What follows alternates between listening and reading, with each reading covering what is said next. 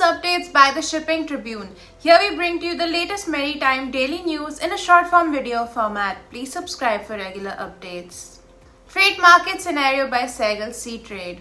The Asia-Pacific Supramax market freight rates mostly rose on February 14th. The Asia-Pacific Panamax market freight rates were mostly higher on February 14th as Pacific market participants noted a slowdown in activity as the trading week came to an end. Concor drops plan to switch to new land lease regime of Indian Railways for existing terminals. In a flip-flop, Container Corporation of India Limited has dropped its plan to shift to the Gati Shakti cargo terminal policy for running terminals built on Indian Railways land. Chairman and Managing Director Sanjay Swarup has said, if brownfield terminals migrate to the Gati Shakti cargo terminal policy, then there is a big element of uncertainty. So we have decided that we will not be using that facility provided by Indian Railways.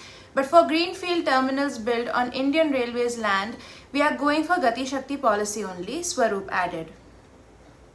Support from government industry is vital for Indian shipbuilders.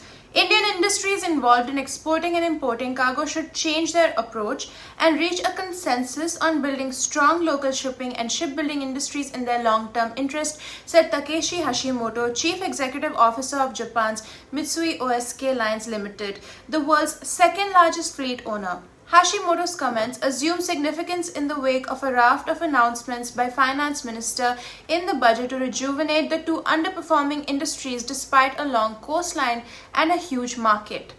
Will the announcements spur the shipbuilding industry, for instance, to up its game? India has the potential and it is logical, Hashimoto said in an interview during a visit to Mumbai. Therefore, I think it can be possible. However, India needs to operate the policy mix wisely. Today, the shipbuilding industry is dominated by China, South Korea and Japan. They are very competitive and so it is difficult for Indian shipbuilding industry to start export from day one because there is a huge difference in price competitiveness between China, South Korea, Japan and India, he pointed out. India aims for $500 billion export target ICE trade agreement with US to boost sales. India's bilateral trade with the United States is set to experience significant growth with a target to reach $500 billion by 2030 and plans for a new bilateral trade agreement. Exporters are optimistic that this will boost India's exports to the US, particularly in sectors such as technology, defense and green energy, making Indian exports more competitive globally. Ashwani Kumar, president of the Federation of Indian Export Organizations, emphasized the importance of removing trade barriers and streamlining processes to foster growth in bilateral trade. Indian steel market may see dumping due to US tariffs. Domestic steel industry needs to be on guard as countries exporting to the US may divert shipments to India after the imposition of tariffs, an industry official said on Saturday. With the tariffs announced by the US on steel and aluminium imports, countries sending shipments to America might dump products in India because of huge domestic demand, Jindal Steel and Power Limited chairman Naveen Jindal said at the Global Business Summit.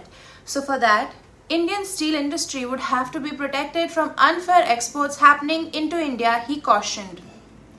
Thank you for watching the video. Please hit the like button if you like the video. Leave a comment down below and subscribe to the Shipping Tribune YouTube channel if you haven't already.